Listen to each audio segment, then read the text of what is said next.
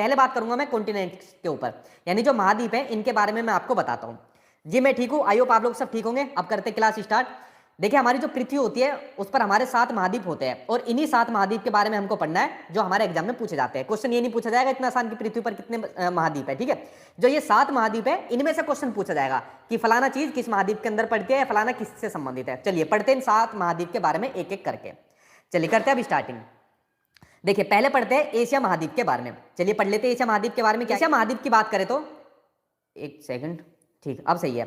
Asia महाद्वीप की बात करें तो विश्व का सबसे बड़ा महाद्वीप कौन सा है? एशिया महाद्वीप है। पहली चीज तो ये क्लियर हो गई, 7 महाद्वीप में सबसे बड़ा महाद्वीप आपका कौन सा है? एशिया महाद्वीप है।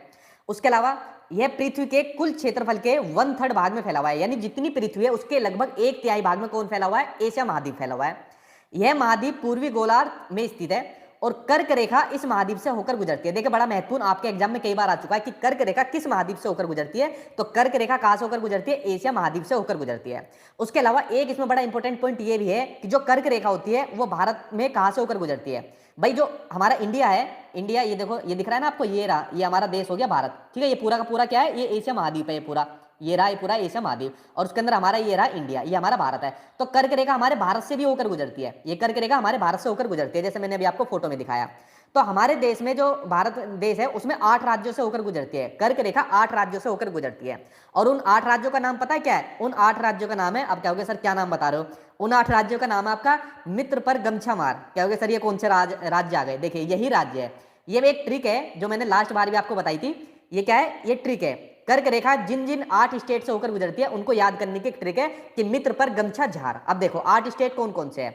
मित्र का मी हो गया आपका मिजोरम, लिख देता हूं मैं साथ के साथ, मी हो गया मिजोरम, तिरी का हो गया आपका त्रिपुरा, तिरी का हो गया आपका त्रिपुरा, पी का हो गया आपका पश्चिम बंगाल, ठीक है, पी का हो गया आपका पश्चिम बंगाल, आर का मतलब हो गया आपका राजस्थान, आर का मतलब हो गया राजस्थान, और जी का मतलब हो गया आपका गुजरात, ठीक है, जी का मतलब हो गया आपका गुजरात, माँ का मतलब हो गया, यहाँ लिख देता हूँ, माँ का मतलब हो गया आपका मध्य प्रदेश, छा का मतलब हो गया आपका छत्तीसगढ़, ठीक है, छा का मतलब हो गया आपका छत्तीसगढ़, और लास्ट में बचा झार का मतलब ये हो गया आपका झारखंड, ये हो गया आपका झारखंड। देखो कितनी अच्छी ट्रिक थी, इस ट्रिक के थ्रू आप इसको कभी नहीं भूलोगे। जो कर्क रेखा हमारे देश से होकर गुजरती है वो 8 स्टेट से होकर गुजरती है और उनको याद करने की ट्रिक है कि मित्र पर गमछा झार। मित्र का आप समझ जाना, मी का मिजोरम, त्रि का त्रिपुरा, पी का पश्चिम बंगाल, रा का राजस्थान, गा का गुजरात, माँ का मध्य प्रदेश, छा का छत्तीसगढ़ और झार का झारखंड। ठीक, इस तरीके से आप इसको याद कर सकते हो, बड़ा इजीली आपको याद हो जाएगा। ठीक है, इसको कभी मत भूलना कि मित्र पर गमछा झार। ठीक, तो कर्क रेखा का समझ गए, कर्क रेखा कहां से होकर गुजरती है? वो आपके एशिया से होकर गुजरती है और इसी एशिया के अंदर हमारा क्या है? हमारा भारत देश है और हमारे भारत देश के 8 स्टेट से होकर कर्क रेखा गुजरती है। ये बड़ी महत्वपूर्ण पॉइंट थी जो कई बार एग्जाम में पूछी जा चुकी है। ठीक, आगे देखते हैं कुछ और महत्वपूर्ण पॉइंट। यूरोप एवं एशिया के संयुक्त भाग को यूरेशिया कहा जाता है। ठीक है, जो यूरोप और एशिया का जो संयुक्त भाग है उसको यूरेशिया कहा जाता है। अभी पढ़ेंगे यूरोप के बारे में भी। यहां तक चीजें आपको क्लियर हुई? आगे देखते हैं अगले कुछ और पॉइंट है इसी महाद्वीप से संबंधित, एक बार इनके ऊपर नजर डाल लेते हैं। महत्वपूर्ण पॉइंट, विश्व के जो क्षेत्रफल होता है उसका लगभग 29.5% भाग एशिया के पास है, तभी तो क्षेत्रफल की दृष्टि से सबसे बड़ा इसको बड़ा माना गया एशिया को। और यह विश्व के कुल क्षेत्रफल का लगभग 1/3 भाग पर फैला हुआ है जो आपका एशिया महाद्वीप है। ठीक, आगे देखते हैं कुछ और महत्वपूर्ण पॉइंट। एशिया महाद्वीप चावल, जूट, कपास, सिल्क आदि के उत्पादन में पहले स्थान पर है। और इस तरीके के क्वेश्चन आपसे एग्जाम में पूछेगा कि कौन सा महाद्वीप कपास के मामले में प्रथम है या फर्स्ट रैंक के ऊपर है। ठीक है, तो आपको ऐसे बताना है। एशिया महाद्वीप में सबसे बड़ा देश है चीन, सबसे बड़ा देश है चीन, चीन सबसे बड़ा देश है, लेकिन अगर मैं एरिया की बात करूं तो वो हो जाएगा रूस। ठीक है, क्षेत्रफल की दृष्टि से बात करें तो रूस। आगे देखते हैं, सबसे छोटा देश आपका मालदीव और सबसे लंबी नदी आपकी यांगटीसी कियांग। देखो नाम भी नहीं भूला जाता है, यांगटीसी कियांग सबसे लंबी नदी है। और ये पता है किसकी नदी है? ये आपकी चीन की नदी है। ये किसकी नदी है? आपकी चीन की नदी है। सबसे लंबी नदी जो है चीन के अंदर पड़ती है वाली, और एशिया के अंदर तो अपने आप ही पड़ जाएगी। ठीक, ये पॉइंट को आप लोग समझे। आगे देखते हैं कुछ और महत्वपूर्ण पॉइंट। सबसे ऊंचा पर्वत कौन सा है? माउंट एवरेस्ट, जो है आपका 8,848 मीटर, सबसे ऊंचा एवरेस्ट माउंट एवरेस्ट है। अगर बात करें सबसे बड़ी झील की, तो सबसे बड़ी झील आपकी कैस्पियन सागर। देखो नाम तो इसका सबसे बड़ी झील, लेकिन ये झील का साइज इतना बड़ा है कि इसका नाम रख दिया कैस्पियन सागर, मतलब सागर बोल दिया उसको, साइज इसका इतना बड़ा है। तो सबसे बड़ी झील अगर मैं बात करूं विश्व की भी सबसे बड़ी झील की बात करूं तो वो भी आपकी कैस्पियन सागर हो जाएगी। ठीक, इतना आप लोग समझ गए। तो ये कुछ महत्वपूर्ण पॉइंट हो गए। अब देखिए कुछ पॉइंट मैं आपको अपनी तरफ से लिखवाता हूं, इनको आप लोग हो सके तो देखते जाना या समझते जाना। देखिए अगर मैं बात करूं कुछ जल संधियों की, पहले बात करता हूं। एक है आपकी पाक जल संधि, एक आपकी पाक जल संधि कई कॉम्पिटिटिव एग्जाम में पूछी जा चुकी है। तो जो पाक जल संधि है, जैसे इसके नाम से पता चल रहा है जल संधि, जल संधि के माध्यम से देखिए जो जल होता है, जैसे जो नदियों का जो झीलों का जो जल होता है, उससे दो जो देश है वो आपस में मिल जाते हैं। ठीक है, मतलब कनेक्ट हो जाते हैं पानी के थ्रू। तो पाक जल संधि किन किन देशों के बीच में, तो ये है आपके भारत और श्रीलंका के बीच में, भारत और श्रीलंका के, ठीक है, उनके बीच में है पाक जल संधि। तो पहली जल संधि तो ये हो गई। उसके अलावा एक महत्वपूर्ण जल संधि और आपकी होर्मुज जल संधि, ये आपकी होर्मुज जल संधि। होर्मुज जल संधि क्या, आपकी जो फारस की जो खाड़ी है, इसको मैं लिख देता हूं पूरा, कि फारस की जो खाड़ी है और जो ओमान की खाड़ी है, फारस की खाड़ी और जो ओमान की खाड़ी है, इनको जोड़ने का काम करती है कौन सी, होर्मुज जल संधि। एक इसमें मलक्का जल संधि देखने को मिलती है, ठीक है, इसको लिख लो मलक्का जल संधि। ये 3 जल संधियां जो बड़ी महत्वपूर्ण है, ये इंडोनेशिया और मलेशिया के बीच में है, ये इंडोनेशिया और मलेशिया के बीच में है, ठीक है, ये वाली जो मलक्का जल संधि है, और हिंद महासागर और प्रशांत सागर को जोड़ती है, ये वाली अभी पढ़ोगे आगे महासागर के बारे में, जब पढ़ाऊंगा आपको, अभी आएगा वीडियो में तब बताऊंगा। तो इन तीनों जल संधियों को आप लोग समझ गए, पाक जल संधि, होर्मुज जल संधि और मलक्का जल संधि, इतना आप लोग समझे। उसके अलावा अगर बात करें कुछ और महत्वपूर्ण पॉइंट की, अभी आपका एशियाई चल रहा है, इसको ध्यान से देखते जाना। सभ्यताओं का पालना इसको कहा जाता है, ये एक बार एग्जाम के अंदर पूछा गया था, वैसे तो कई बार पूछा गया है, लेकिन ये बड़ा महत्वपूर्ण है कि सभ्यताओं का पालना किसको कहा जाता है, ठीक है, वो भी किसको कहा जाता है, एशिया को सभ्यताओं का पालना कहा जाता है। एशिया की जो नदी घाटी है उनको कहा जाता है, क्यों, जैसे सिंधु घाटी सभ्यता हुई, वो भी यही से देखने को मिली, चीन की सभ्यता यही से देखने को मिली, तो सभ्यताओं का पालना भी किसको कहा जाता है, एशिया को सभ्यताओं का पालना कहा जाता है। तो फ्रेंड्स आई होप आप सारे पॉइंट समझ गए। तो आपके एशिया जो महाद्वीप है उससे संबंधित जो जो महत्वपूर्ण पॉइंट थे जो आपके एग्जाम में पूछे जा चुके हैं, वो सारे मैंने आपको बता दिए। आई होप आपके समझ में आ गए होंगे, इसलिए मैंने कहा था आज की वीडियो में आपको महाद्वीप महासागर पूरे कंप्लीट करा दूंगा, दोबारा उठाने की आपको जरूरत नहीं पड़ेगी, ठीक। तो पहला महाद्वीप आपका क्लियर हुआ। चलिए अब बढ़ते हैं आपके दूसरे महाद्वीप के ऊपर। दूसरा महाद्वीप आ गया अफ्रीका। अब पढ़ते हैं अफ्रीका के बारे में कुछ और महत्वपूर्ण जानकारी। देखिए, एशिया के बाद विश्व का दूसरा सबसे बड़ा महाद्वीप है अफ्रीका। एशिया पहले नंबर पर है और अफ्रीका आपका दूसरे नंबर पर है। जो विषुवत वर्त है, ठीक है, या 0 डिग्री जो अक्षांश इक्वेटर होता है, इस महाद्वीप के लगभग बीच वाले भाग से, मध्य भाग से होकर गुजरता है, और अफ्रीका का बहुत बड़ा भाग उत्तरी गोलार्ध पर है, ठीक है। जो अफ्रीका का भाग कौन से गोलार्ध पर है, उत्तरी गोलार्ध पर, मैंने आपको फोटो के माध्यम से भी दिखाया था, ठीक है। तो ये आपके उत्तरी हो जाएगा, ठीक है, ये आपका दक्षिणी गोलार्ध हो जाएगा। तो ये आपके किसमें, उत्तरी गोलार्ध में स्थित है। यह एक ऐसा महाद्वीप है जिसमें कर्क, विषुवत तथा मकर रेखा तीनों रेखाएं गुजरती है। देखिए सबसे बड़ा महत्वपूर्ण पॉइंट, कई बार एग्जाम में आ चुका है कि किस महाद्वीप से तीनों रेखाएं होकर गुजरती है, तो वो महाद्वीप आपका अफ्रीका महाद्वीप, इससे तीनों रेखाएं, कर्क रेखा, विषुवत रेखा, मकर रेखा, तीनों होकर गुजरती है। तो ये पॉइंट आपको समझ में आ गया। आगे देखते हैं कुछ और महत्वपूर्ण जानकारी। अब बात करते हैं थोड़े और महत्वपूर्ण पॉइंट की, कि सहारा का रेगिस्तान विश्व का सबसे बड़ा गर्म रेगिस्तान है जो कि अफ्रीका में स्थित है। कई बार एग्जाम में क्वेश्चन आया कि सहारा का रेगिस्तान किस महाद्वीप में है, तो यह आपका अफ्रीका में। यह महाद्वीप चारों तरफ से समुद्रों एवं महासागरों से घिरा हुआ है। आगे देखते हैं और पॉइंट क्या क्या दिए हुए। अभी आपका अफ्रीका ही चल रहा है, एक सेकंड। विश्व की सबसे लंबी नदी नील नदी अफ्रीका से होकर गुजरती है। देखिए बड़ी महत्वपूर्ण आपकी नील नदी सबसे लंबी नदी है विश्व की। अगर मैं इसकी लंबाई की बात करूं ना, मेरे ख्याल से 6600 कुछ है, 6650 के आसपास कुछ है। एक बार गूगल करना आप लोग, बताना मेरा सही है क्या, 66 6650 के आसपास है, ठीक है। तो विश्व की सबसे लंबी नदी जो नील नदी है वो अफ्रीका से होकर गुजरती है। और जो मिस्र की जो सभ्यता का विकास हुआ था, जो मिस्र की सभ्यता का विकास हुआ था, क्योंकि मिस्र यही देखने को मिलता है, तो इसकी सभ्यता का विकास भी कहां पर हुआ था, नील नदी पर हुआ था। मिस्र की सभ्यता का विकास इसी से हुआ था, ठीक। इतना आप लोग समझ गए। अफ्रीका का 1/3 भाग क्या है, मरुस्थल है। यहाँ पर मरुस्थल है, पानी की कमी है यहाँ पर, और यहाँ केवल 10% भूमि पर ही कृषि की जा सके, एग्रीकल्चर के लिए भूमि है यहाँ पर, सिर्फ 10% भाग पर, वरना ज्यादातर भाग पर आपको मरुस्थल देखने को मिलेगा अफ्रीका के अंदर। आगे पॉइंट आपका, हीरा और सोना उत्पादन में अफ्रीका सबसे आगे है। देखते होंगे आप लोग, मूवी के अंदर देखा होगा कि सोने की, हीरे की जो स्मगलिंग होती है वो अफ्रीका से ही जाता है। हीरो जो है स्मगलिंग करता है, विलन करता है, वो अफ्रीका में ही करता है। क्यों, सबसे ज्यादा यही आगे इसमें उत्पादन के मामले में, ठीक है।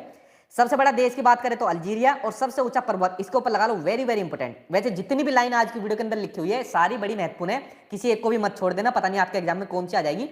तो जो आपका सबसे ऊंचा पर्वत है जिसका नाम आपका किलिमंजारो। देखिए जो आपका किलिमंजारो है, कई बार एग्जाम में आपका पूछा जा चुका है किलिमंजारो के नाम से। तो किलिमंजारो क्या है, आपका तंजानिया देश में, इसको जरूर याद करना। किलिमंजारो किस देश के अंदर है, आपका तंजानिया देश के अंदर आपका किलिमंजारो, ठीक। अब देखिए ये जो माउंट किलिमंजारो है, मतलब पर्वत है एक, जो माउंट किलिमंजारो है, ठीक है। तो ये आपका, मैंने यूपीटेट के अंदर कई बार देख लिया, टीचिंग एग्जाम में देख लिया, जब मैं एग्जाम देता था मैंने भी कई बार देख लिया इसको किलिमंजारो को, तो इसलिए इसको आप बिल्कुल भी हल्के में मत लेना। तो जो आपका किलिमंजारो है ये आपका तंजानिया के अंदर है, और ये क्या है, एक ज्वालामुखी पर्वत है। कैसा पर्वत है, एक ज्वालामुखी पर्वत है किलिमंजारो, ठीक। ये बड़ा महत्वपूर्ण था आपका। आगे देखते हैं, सबसे बड़ी झील की बात करें तो सबसे बड़ी झील आपकी विक्टोरिया झील, और विश्व की सबसे बड़ी हीरे की खान किम्बरले, सबसे बड़ी खान है हीरे की किम्बरले, वो भी कहां पर है, इसी महाद्वीप पर वो भी स्थित है। तो ये पॉइंट भी आपको समझ में आ गया, ठीक है। आगे देखते हैं, कुछ एक पॉइंट और रह गया, एटलस पर्वत श्रृंखला, इसको लिख लो, एटलस पर्वत श्रृंखला, इसको लिख लो साथ के साथ, ठीक है।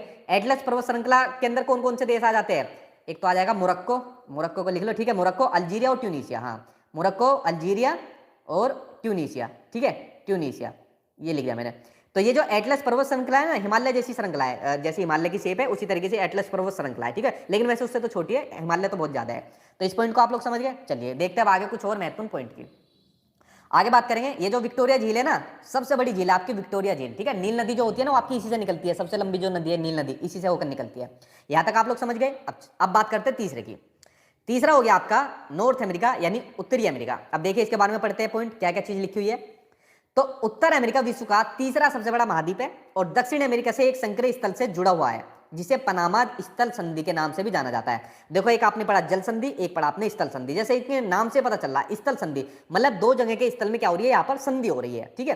तो ये हो गया आपकी पनामा स्थल संधि जो बड़ी महत्वपूर्ण है कि आपके जो साउथ अमेरिका होता है, ठीक है, उससे जुड़ा हुआ है आपका पनामा स्थल संधि के माध्यम से, ठीक। ये कई बार एग्जाम में आ चुका है। अगला पॉइंट है, यह महाद्वीप पूरी तरह से उत्तरी एवं पश्चिमी गोलार्ध में स्थित है और यह महाद्वीप 3 महासागरों से घिरा हुआ है और विश्व की कुल मक्का उत्पादन का आधा भाग यहीं पर है। मक्का मतलब मक्का के उत्पादन में बड़ा महत्वपूर्ण योगदान है इसका।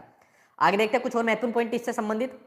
अगर आपके नॉर्थ अमेरिका की बात करी जाए तो सबसे बड़ा देश हो जाएगा आपका कनाडा, सबसे छोटा देश हो जाएगा आपका सेंट पियरे, सबसे लंबी नदी हो जाएगी आपकी मिसिसिपी मिसौरी। देखिए बड़ी महत्वपूर्ण नदी आपकी मिसिसिपी जो नदी है आपकी ये यूएसए के अंदर, ठीक है, तो सबसे लंबी नदी ये वाली हो जाएगी। सबसे ऊंचा पर्वत शिखर हो जाएगा आपका देनाली। देनाली का जो पुराना नाम था वो था माउंट मैकिनले, ठीक है, ये इसका पुराना नाम था लेकिन अब इसका नाम है आपका देनाली। तो ये कहां पर है, ये आपका यूएसए के अंदर है, ये भी आपका यूएसए के अंदर है। अगर बात करें सबसे बड़ी झील की तो सबसे बड़ी झील है आपकी सुपीरियर झील, विश्व की मीठे पानी की सबसे बड़ी झील है। जो आपकी सुपीरियर झील है ये विश्व की मीठे पानी की सबसे बड़ी झील है, ठीक है। और जो आपके ऊपर गई थी ना विक्टोरिया झील जिसमें नील नदी होकर निकलती है अफ्रीका वाले में, वो भी मीठे पानी की झील है लेकिन वो दूसरे नंबर की है। जो आपकी विक्टोरिया झील मैंने आपको बताई ये मीठे पानी की दूसरे नंबर की झील है और पहले नंबर पर है आपकी सुपीरियर झील जो कि आपकी नॉर्थ अमेरिका के अंदर पड़ती है, ठीक। इसको आप लोग समझ गए। चलिए देखते हैं आगे अगले महाद्वीप के बारे में पढ़ते हैं कुछ और महत्वपूर्ण पॉइंट। अच्छा इसमें एक चीज रहेगी, एक चीज और लिखो।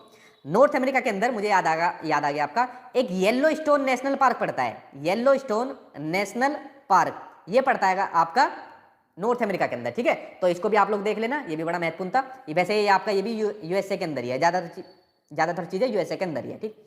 चलिए बात करते हैं अब आगे साउथ अमेरिका की। अब आगे आपका चौथा, तो साउथ अफ्रीका संसार का चौथा सबसे बड़ा महाद्वीप है और इसका लगभग 2/3 भाग आपका विषुवत रेखा के दक्षिण में उष्ण कटिबंध में फैला हुआ है और इसका बहुत बड़ा भाग क्या है, वनाच्छादित है। मतलब यहाँ पर वन ज्यादा देखने को मिलते हैं आपके साउथ अमेरिका के अंदर। तो साउथ अमेरिका की कुछ महत्वपूर्ण बात थी जो मैंने बताई। अब इससे जुड़े हुए कुछ और महत्वपूर्ण पॉइंट आप लोग देखिए। अगर बात करें सबसे बड़े देश की तो सबसे बड़ा देश आपका ब्राजील, ठीक है। ब्राजील को बेसिकली क्या कहा जाता है कि कॉफी के उत्पादन में माना जाता है इसको कि कॉफी के उत्पादन में नंबर 1 है, लेकिन नहीं। कॉफी के उत्पादन में अगर मैं बात करें ना मूल पौधे की बात करें, अगर कॉफी के मूल पौधे की अगर मैं बात करूं तो उसमें आपका ये क्या हो जाएगा, आपका इथोपिया हो जाएगा, आपका इथोपिया देश हो जाएगा, ना कि आपका ब्राजील हो जाएगा। ये बड़े बच्चों को कंफ्यूजन होती है इसके अंदर, ठीक है, तो क्लियर कर लेना। कॉफी के मामले में आपका इथोपिया है मूल पौधा, ना कि ब्राजील। अगर बात करें सबसे छोटे देश की तो हो जाएगा फॉकलैंड द्वीप और सबसे लंबी नदी हो जाएगी आपकी अमेजन नदी, सबसे लंबी नदी हो जाएगी, ठीक। आगे देखते हैं सबसे ऊंचा पर्वत। अब देखो इसके अलग अलग नाम है, आपको जो बढ़िया लगे आप लोग उसका नाम याद कर लेना। अकोंकागुआ और अकांकागुआ, ये तीनों ही नाम क्या है, ये इसी पर्वत के हैं जो सबसे ऊंचा पर्वत है आपका, ठीक है। अगर मैं बात करूं ना एशिया के बाहर की बात करूं, एशिया के अगर बाहर की बात करूं तो ये आपका ये मान के चलिए मेरे ख्याल से विश्व का सबसे ऊंचा पर्वत यही होगा। एशिया के बाहर विश्व का सबसे ऊंचा पर्वत यही होगा, लेकिन हिमालय के आगे बहुत छोटा है, हिमालय के आगे बहुत छोटा है, हिमालय के आगे इसकी कोई वैल्यू नहीं है, ठीक है। लेकिन एशिया के बाहर सबसे बड़ा यही हो जाएगा आपका अकोंकागुआ, ठीक है। चलिए बढ़ते हैं आपके अगले महाद्वीप के बारे में। अगला कौन सा है आपका, अगला आ गया आपका अंटार्कटिका। इस महाद्वीप के बारे में पढ़ते हैं अब थोड़ा डिटेल से, ठीक जी। अंटार्कटिका संसार का 5वां बड़ा महाद्वीप है जो कि आपके दक्षिणी गोलार्ध में स्थित है और जो साउथ पोल होते हैं इस महाद्वीप के मध्य में स्थित होते हैं और यह दक्षिण ध्रुव क्षेत्र में स्थित है, इसलिए यह हमेशा मोटी बर्फ की परतों से जो है ढका रहता है। कौन सा आपका अंटार्कटिका, ठीक है। तो ये बात हो गई आपके अंटार्कटिका के बारे में। और देखते हैं कुछ और महत्वपूर्ण पॉइंट आगे है। यहाँ किसी भी प्रकार का स्थायी मानव निवास नहीं है, मानव तो निवास कर ही नहीं सकते, इतनी ज्यादा बर्फ वहां पे मिलती है, मानव तो रह नहीं सकता वहां पर। लेकिन इसमें सबसे महत्वपूर्ण बात क्या है जो आपके एग्जाम में कई बार आ चुकी है और खासकर सीटेट के एग्जाम में तो ये वाला कई बार पूछा गया है, जो आपके रिसर्च स्टेशन है, जो आपके शोध सेंटर है, मतलब जहां पर रिसर्च होता है, जो भी हमारे देश के रिसर्च करते हैं वैज्ञानिक, वो जितने भी आपके देखने को मिलेंगे ना वो सारे आपको अंटार्कटिका के अंदर देखने को मिलेंगे। जैसे आपका सबसे पहला आपका मैत्री आया था, मैत्री के बाद आपका दक्षिण गंगोत्री आया, तो रिसर्च स्टेशन आपके जहां भी मिलेंगे, जो शोध संस्थान मिलेंगे, ये सारे के सारे आपको अंटार्कटिका के अंदर देखने को मिलेंगे। तो रिसर्च यहाँ पर होती है भाई, आदमी यहाँ पर है नहीं, जानवर इतने हैं नहीं, तो सोचो यही रिसर्च कर दो ताकि किसी को नुकसान ना पहुंचे, ठीक है। तो बड़े महत्वपूर्ण पॉइंट था। चलिए बढ़ते अब आपके अगले महाद्वीप के बारे में। अगला महाद्वीप आपका यूरोप, यूरोप के बारे में पढ़ते हैं। देखिए यूरोप महाद्वीप उत्तरी गोलार्ध का सबसे छोटा महाद्वीप है और विश्व का छठा सबसे बड़ा महाद्वीप है। इसे प्रायद्वीपों का प्रायद्वीप या यूरेशिया का प्रायद्वीप कहा जाता है। क्वेश्चन एग्जाम में आता है कि प्रायद्वीपों का प्रायद्वीप किसे कहते हैं, ठीक है। तो आपका यूरोप हो गया, ठीक। आगे देखते हैं यूरोप से संबंधित कुछ और महत्वपूर्ण पॉइंट। यूरोप एशिया से बहुत छोटा है, ये तो हमें पता ही है, एशिया नंबर 1 है, यूरोप छठे पे है, तो बहुत छोटा तो है ही। और यह महाद्वीप एशिया के पश्चिम में स्थित है। और उसके अलावा जो आर्कटिक सर्कल है, जो आर्कटिक वृत्त है, वो इससे होकर गुजरता है और यह 3 तरफ से जल से घिरा हुआ है आपका यूरोप जो है, ठीक। चलिए अब देखते हैं अगले महाद्वीप के बारे में। अगला बचा आपका सबसे लास्ट और सबसे छोटा, जिसका नाम है आपका ऑस्ट्रेलिया, ठीक है। ऑस्ट्रेलिया देश नहीं, महाद्वीप। तो ऑस्ट्रेलिया विश्व का सबसे छोटा महाद्वीप है जो कि पूरी तरीके से दक्षिणी गोलार्ध में स्थित है, ठीक। ये आपका ऑस्ट्रेलिया, यह चारों तरफ से महासागरों तथा समुद्रों से घिरा हुआ है और इसे द्वीपीय महाद्वीप के नाम से भी इसको जाना जाता है। ये ऑस्ट्रेलिया के बारे में कुछ महत्वपूर्ण जानकारी हो गई। उसके अलावा इसके बारे में एक पॉइंट और लिखिए, जब ऑस्ट्रेलिया की बात हो रही है तो प्यासी भूमि इसको कहा जाता है, प्यासी भूमि का देश इसको कहा जाता है, ठीक है। प्यासी भूमि का देश इसको क्या कहा जाता है, मतलब जो ऑस्ट्रेलिया है ना, ऑस्ट्रेलिया का जो पश्चिमी भाग हो गया, तो पश्चिमी भाग में मरुस्थल बहुत ज्यादा है, तो जब मरुस्थल ज्यादा हो जाएगा तो पानी की कमी हो जाएगी, इसलिए इसको प्यासी भूमि का देश भी कहा जाता है, ठीक है। अच्छा एक और लिखो, इसमें कंगारू का देश कहा जाता है, कंगारुओं की भूमि कहा जाता है, देश में कंगारू की भूमि कहा जाता है, किसको, ऑस्ट्रेलिया को कंगारू की भूमि कहा जाता है, ठीक है। और एक आइलैंड है, बड़ा फेमस आइलैंड आपका, उसका नाम है आपका पापुआ न्यू गिनी, ठीक है। पापुआ न्यू गिनी के नाम से ये आइलैंड है, ये भी आपका ऑस्ट्रेलिया के अंदर है। तो देखिए फ्रेंड्स, जितने भी महासागर थे उनके बारे में मैंने आपको चीजें डिटेल में बता दी है। जितने भी महासागर महाद्वीप थे आपके 7 महाद्वीप है, 7 महाद्वीप में से किसी एक ना एक महाद्वीप से संबंधित क्वेश्चन आपको पूछ लेगा। अब आपसे कोई भी क्वेश्चन पूछेगा आप उसका आंसर गलत नहीं दे। चलिए अब स्टार्ट करते हैं आपके दूसरे चैप्टर की, जिसका नाम है आपका महासागर यानी ओशन। अब पढ़ते हैं ओशन के बारे में जरूरी चीजें, ठीक। चलिए नोट भाई एक काम करा करो, वीडियो के स्टार्टिंग में जो नंबर है उस पर आप लोग सिर्फ मैसेज करके डाल दिया करो कि सर सीटेट के नोट्स या यूपीटेट के नोट्स, तो आपको मिल जाएंगे। बाकी और मैसेज मत क्या करो, आपको जवाब मिल जाएगा, ठीक है। लेकिन फिर वाली बात है, नोट्स लेने के अलावा आपको कुछ नहीं पढ़ना है, कोई बुक आपको नहीं पढ़नी है किसी भी तरीके की, ठीक है। चाहे आपका सीटेट का एग्जाम हो चाहे यूपीटेट का एग्जाम हो, नोट्स पढ़ते रहना, उनको तो बिल्कुल ऐसे मतलब रट डालो, अच्छी तरीके से समझ डालो कि आपका कोई भी लाइन आपको छूट ना पाए। बाकी वीडियो आप लोग देखते रहो, आपका बहुत अच्छा स्कोर आएगा, ठीक है। तो मैसेज डाल के छोड़ दिया करो। चलिए अब बात करते हैं महासागर की। तो महासागर जलमंडल के मुख्य भाग है, मतलब जलमंडल के जल क्षेत्र के मुख्य भाग है, किसके, जल क्षेत्र के मुख्य भाग है, ठीक है। जो पृथ्वी का जैसे क्षेत्रफल के अकॉर्डिंग करा, तो एक तो हो गया आपके स्थल क्षेत्र, एक हो गया आपके स्थल क्षेत्र, जिसके अंदर आपके 7 महाद्वीप आ गए जो मैंने आपको बता दिए। अब बात आ गई आपके जल क्षेत्र की, तो जल क्षेत्र के अंदर अब आ गए आपके महासागर, और महासागर कितने आपके 5 महासागर है। अब इन 5 महासागर के बारे में हमको पढ़ना है एक एक करके, ठीक है। 3 इसमें बड़े महत्वपूर्ण है, लेकिन 5 के बारे में हमें पढ़ना है क्योंकि कोई ना कोई एक नंबर का इसमें से आपको देखने को मिल जाएगा। चलिए एक एक करके पढ़ते हैं इन महासागरों के बारे में। पहला महासागर आपका प्रशांत महासागर, पैसिफिक ओशियन। तो पैसिफिक ओशियन के बारे में देखिए क्या क्या जरूरी जानकारी है। पैसिफिक ओशियन सबसे बड़ा महासागर है, यानी प्रशांत महासागर सबसे बड़ा महासागर है, ठीक। और ये पृथ्वी के 1/3 भाग पर फैला हुआ है, इसलिए ये सबसे बड़ा महासागर है। आप लोग देख भी सकते हो, ये अगर आप लोग फोटो में देखोगे तो सबसे बड़ा आपको कौन सा दिखेगा, पैसिफिक ही मिलेगा, ठीक है। आगे है पृथ्वी का सबसे गहरा भाग, जो मैरियाना गर्त है, ये पृथ्वी का सबसे गहरा भाग है, ये आपका प्रशांत महासागर में स्थित है, ठीक है। तो ये पॉइंट आपका प्रशांत महासागर से क्लियर हुआ। आगे देखते हैं, प्रशांत महासागर लगभग वर्ताकार या सर्कुलर शेप के अंदर है। अब देखो कुछ किताबों के अंदर इसको त्रिभुजाकार माना है, यानी ट्रायंगुलर माना हुआ है, ठीक है। तो ये चीज गलत है, क्यों, क्योंकि जो चीजें मैं आपको पढ़ा रहा हूं ना, ये आपकी एनसीईआरटी और आपकी एससीईआरटी में से पढ़ा रहा हूं। अब एनसीईआरटी एससीईआरटी में से अगर एग्जामिनर ने भी आपका क्वेश्चन का आंसर गलत काट दिया ना, तो आप इनका क्या काम करना, इनको चैलेंज करना। तो एग्जामिनर की भी इतनी वैल्यू नहीं है, आपका आंसर गलत काट देगा, आपको दे देगा आपका 1 नंबर वापस, ठीक है। तो ये पॉइंट मैंने एनसीईआरटी से लिए हुए सारे, कोई अपनी तरफ से नहीं लिए, वैसे भी पब्लिकेशन किताब तो मैं कहता ही नहीं हूं आपको पढ़ने को।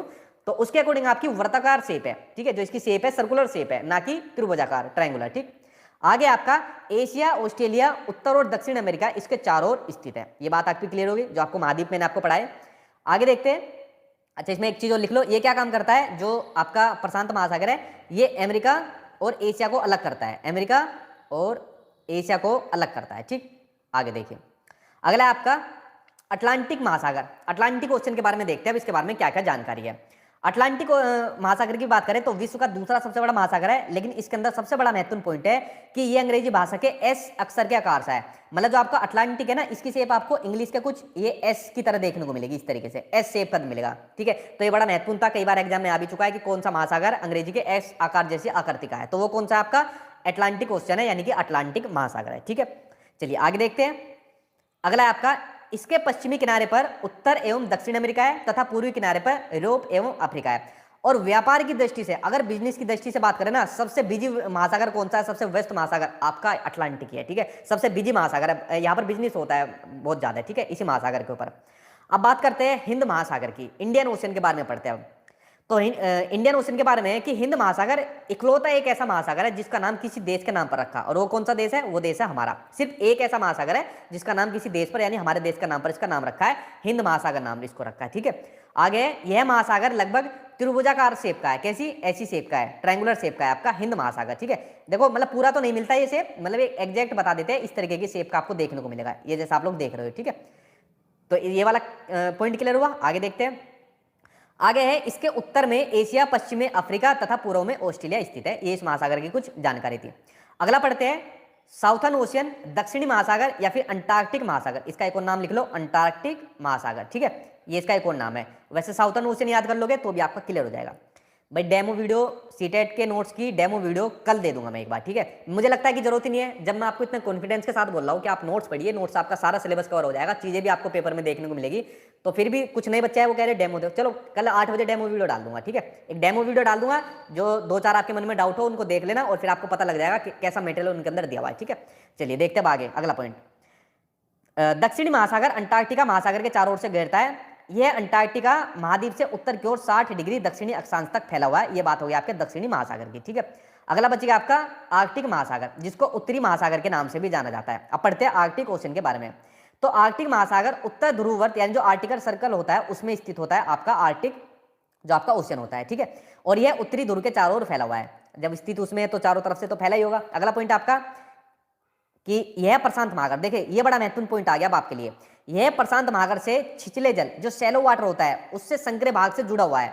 किससे जुड़ा हुआ है, प्रशांत महासागर से एक संग्रह वाले भाग से जुड़ा हुआ है ये वाला महासागर। ठीक है, और इसके अलावा क्या है, एक बेरिंग जल संधि, बेरिंग स्टेट बड़ी महत्वपूर्ण है, आपके एग्जाम में कई बार पूछी जाती है कि बेरिंग संधि के नाम से इसको जाना जाता है। ठीक है, और बेसिकली क्वेश्चन ये भी आया था कि बेरिंग जल संधि के माध्यम से किन देशों को अलग करती है संधि, तो ये करती है रूस को अलास्का से अलग करती है, रूस को अलास्का से ये जल संधि अलग करती है। ठीक है, अब देखो जल संधि, इसको सिंपल ऐसे समझना, जैसे जल संधि होती है, मान लो एक तरफ तो ये देश हो गया रूस और ये एक तरफ देश हो गया आपका अलास्का, ये 2 देश हो गए। ठीक है, अब इनके बीच में ये पानी हो गया, ये जल संधि है, अब इनके बीच में जल संधि होगी कि भाई हम जल के ऊपर ऐसे ऐसे करेंगे, ये हमारे रूल रहेंगे, तो दोनों के बीच में जल संधि होगी। लेकिन इनके क्या हो गए, दोनों देश तो अलग हो गए ना भाई, बीच में जल की संधि हुई लेकिन देश अलग हो गए, इसलिए इसको जल संधि ये कहा जाता है। ठीक है, तो बेरिंग जल संधि बड़ी महत्वपूर्ण है आपकी। ठीक, इसको आप लोग देख लेना। तो फ्रेंड्स देखिए, अच्छा ये पॉइंट रह गया आपका, यह उत्तर अमेरिका के उत्तरी तटों तथा यूरेशिया से घिरा हुआ है।